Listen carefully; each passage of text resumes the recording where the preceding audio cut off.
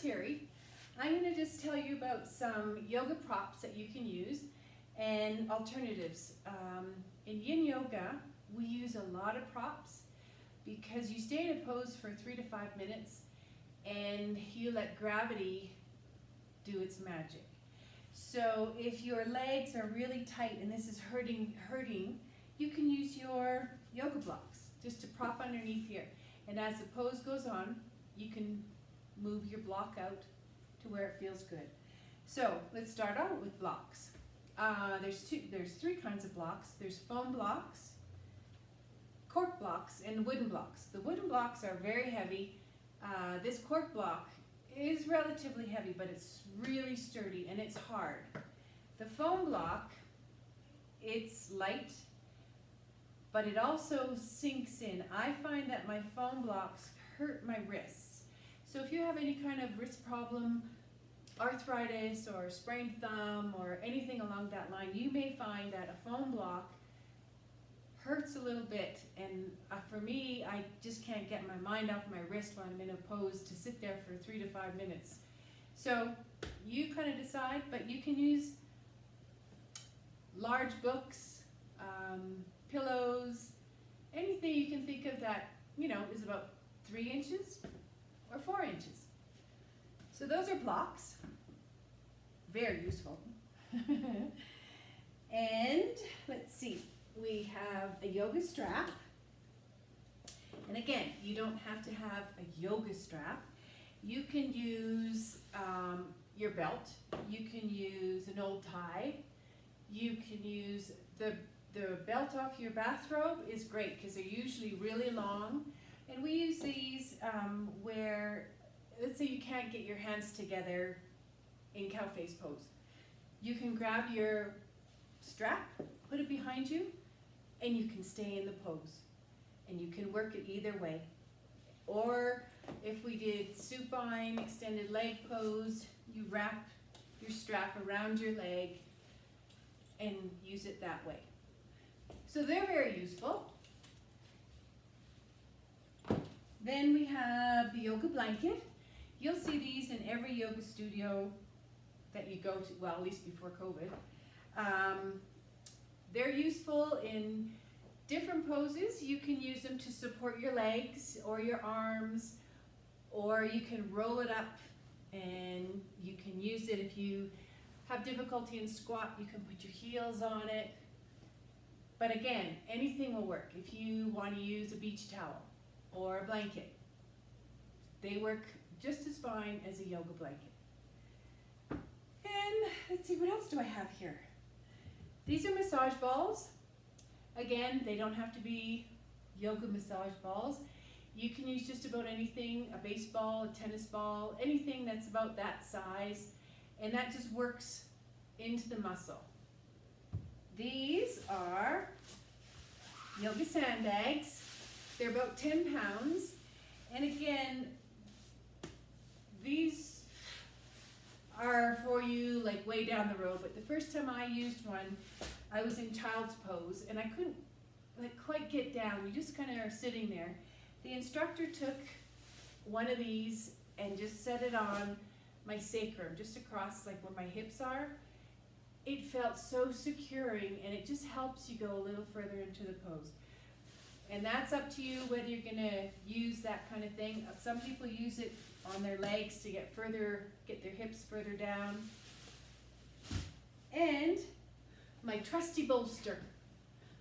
I love this. This is kind of like the pillow that sits in our living room. When you're watching TV at night, you can just kind of lay on it.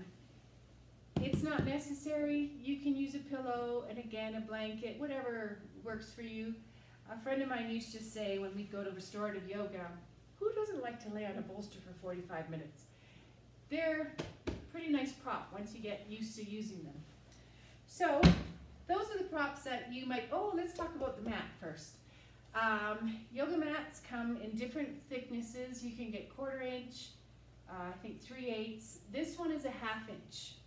I just find that when I'm doing yin yoga, like sitting cross-legged, the pressure points on my feet or my ankles, I find it really I don't feel it. But if you are sitting on, let's say you have a really nice carpet or rug or something, you can use that. You don't have to have a yoga mat for Yin Yoga. Anything will do. If you are comfortable like doing it on a hard surface, by all means, go ahead. So that's all your props. And I think what we'll do is just do a couple poses now. My intention is to meet you on the mat every morning and do 15 to 20 minutes of Yin Yoga. You can make it a challenge for yourself to watch it and do it. It just kind of stretches you out for the day. And I know you're thinking, first thing out of bed? I don't think so. I thought that too, but it does make you feel so much better. And to tell you the truth, I have never been able to sit cross-legged until I started Yin Yoga. Honest to God, even when I was a kid, I couldn't sit cross-legged. So, could be your challenge. I'm gonna sit cross-legged. Anyway, so that's our props. Let's just do 2 quick poses and then I can meet you in the morning. So, let's stand up and move to the front of our mat. We're going to just do an easy forward fold. So standing up straight, bend from your hips, fold over your hips. And in Yin Yoga, you stay in a pose for 3 to 5 minutes. So I'm going to start our timer. Your feet should be about hip width apart. Now you don't have to have your legs straight. Let's bend our legs, put our belly on our thighs, and just stay right here. Cross your arms and let the weight of your arms pull you further into the pose. Let your head dangle. So you don't want to be holding it up. You want your body to be like a wet noodle. So hold this pose, and as you're in the pose longer and longer, you can start straightening your legs to where it's comfortable for you.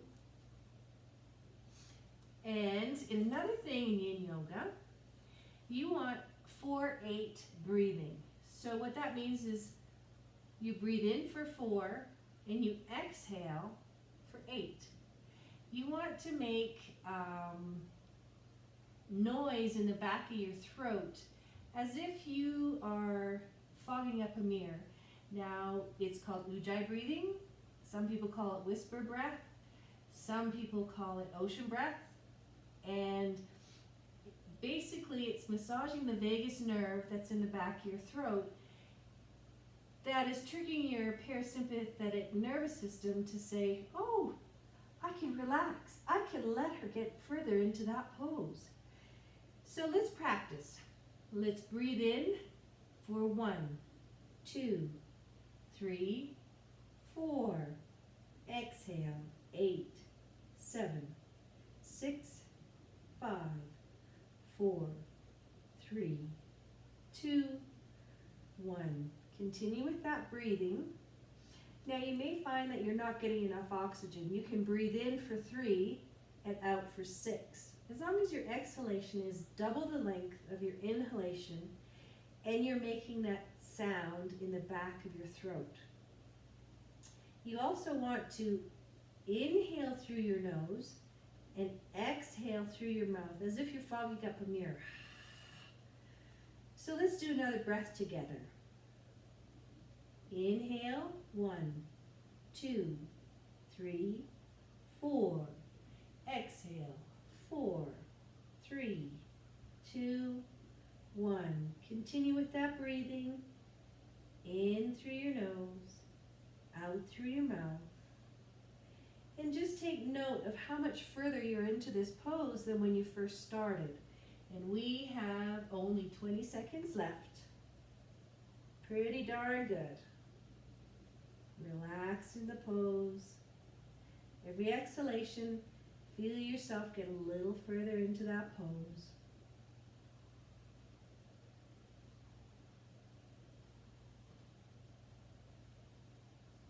Now, walk yourself out of the pose, nice and slow. Keep your knees bent. Come all the way up. Take a big breath in. Exhale it out in a sigh. Okay, let's have a seat on our mat. we're going to do butterfly pose. In butterfly pose, your soles of your feet are together, your knees are flopped out. Now you can see how tight my hips are. I probably will never get my knees right to the floor. A lot of people can just blip and off they go.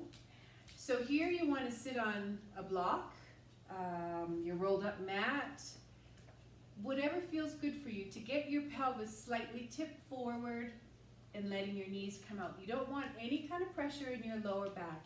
So let's just feel where we are. I'm going to start the timer.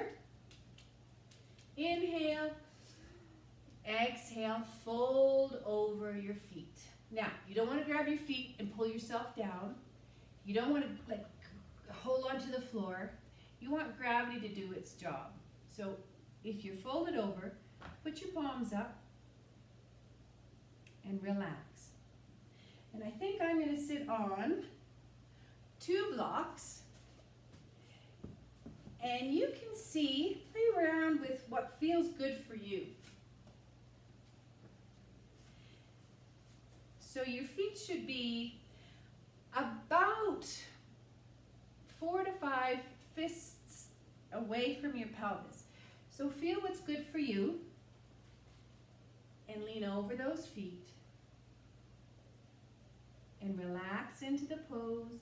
Let your head relax right down. Now some people may find this is a little bit strenuous on their neck, so you can use a block or a book or anything that you want to rest your head on. And you'll find that through the pose, you'll be able to fold further and further over. What you don't want happening is feeling any kind of pressure in your lower back. If you feel something there, get another prop and raise your bum a little higher up.